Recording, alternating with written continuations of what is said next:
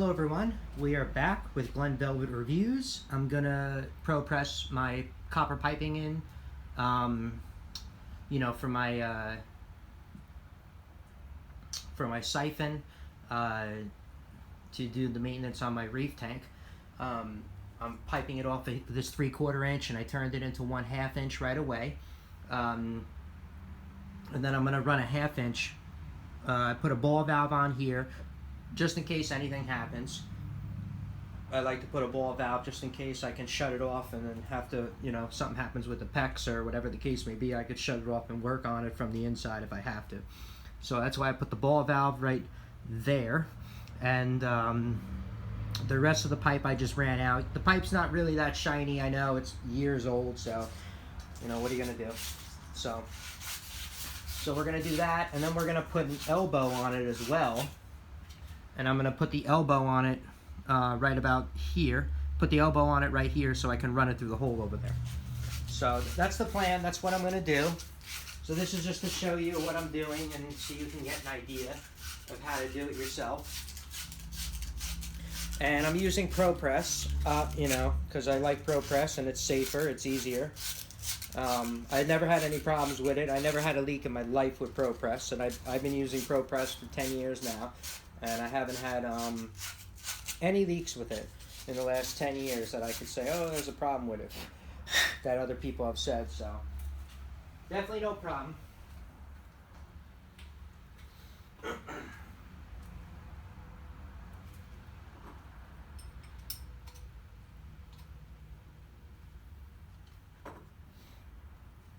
All right, so let's get this propressed in. Now, like I said, I have the old propress. This thing's like 15 years old. I bought it used a long time ago, and it's probably the oldest one in the book. So you got to calibrate it.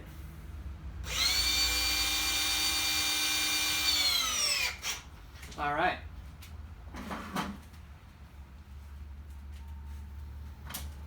So let's close this so I can get the propress in there.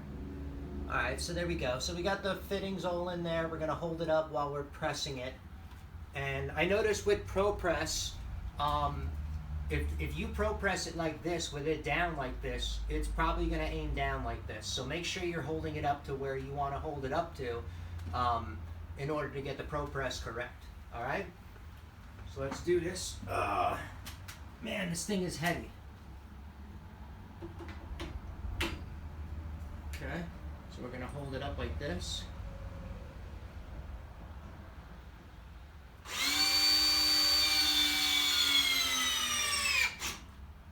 Okay, that's the first one.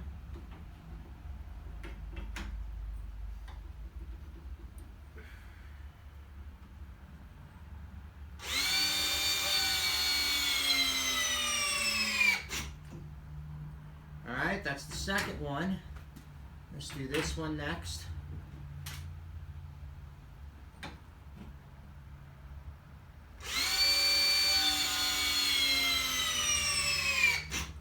Okay. All right, so we propressed that on. Now I notice, we could probably put the brackets on here and hold this up a little bit better. So make sure you use copper on copper when you're doing brackets.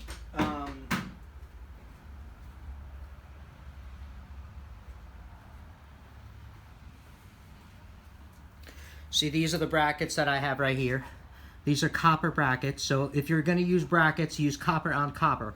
Whoever did this house used galvanized on the copper lines, and galvanized, okay, fine, that lasted.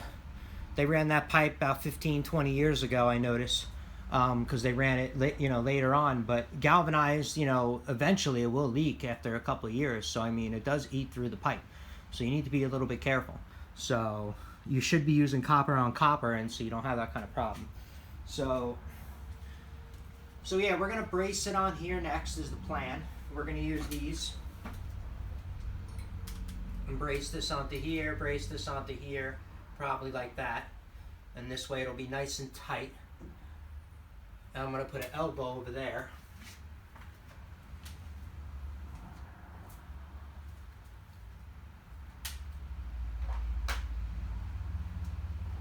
So Alright, I gotta go get another piece of copper so I can line it up correctly, but this is just to give you an idea of what I plan to do, how to do it, give you your own tips and tricks and, you know, whatever else so you can think about. You could do your own, you could do this for yourself in your own house.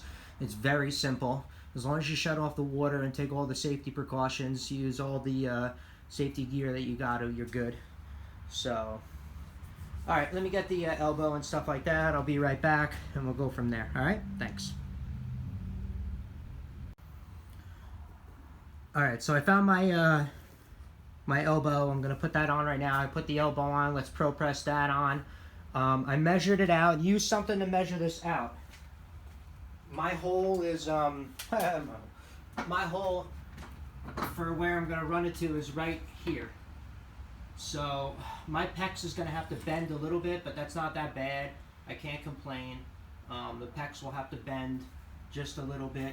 But you can bend pecs, so I don't mind. Say this thing bends and it's no problem at all. So with pecs, at least you can bend it and it won't, a little bit, you know what I mean? I wouldn't bend it that much, but this is only going to be like a 1 inch. It's only like 1 inch off, so it's not that bad. So let's pro press this up, and then we're going to pro press the rest of the pieces on.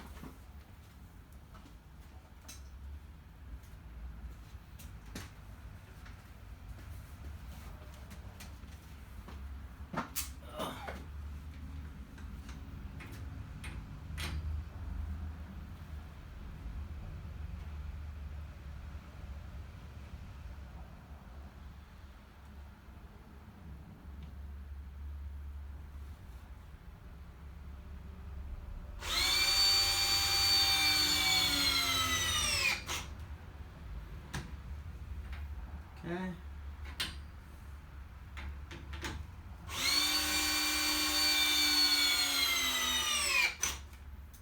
Okay.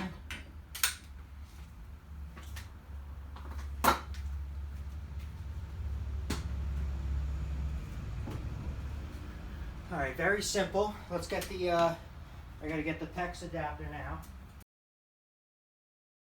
I got the PEX. This is the PEX 1/2 inch adapter that I'm going to be using right here. Like I said, it doesn't, it says nib go on it, but it feels very lightweight. But I mean, I guess it's going to do the job. You know what I mean? I'm just being judgmental. So let's put this on.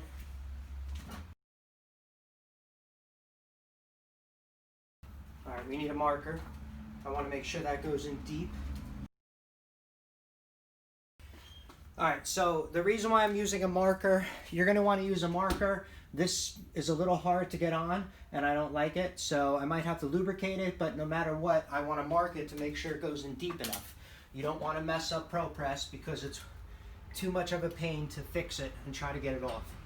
So you want to make sure you get this in the first time around really well, you know? So you can use olive oil spray if it's hard to get on. I might use that. I might use olive oil. This was very hard to get on. I don't want to play games.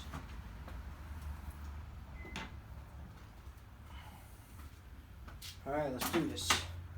Spray this on here.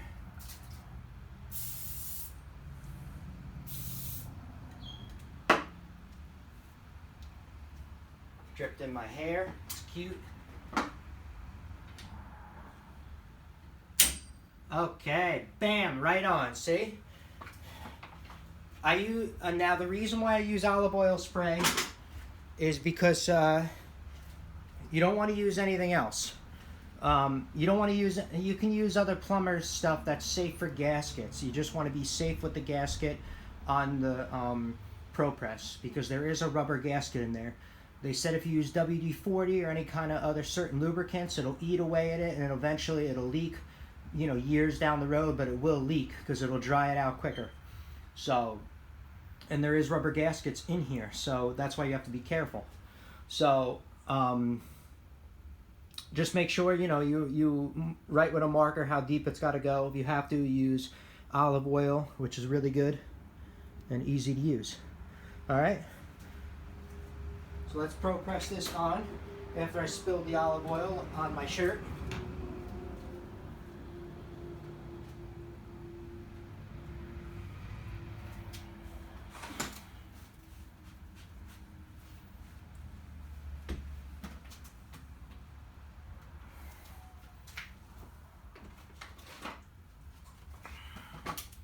Okay, let's do this.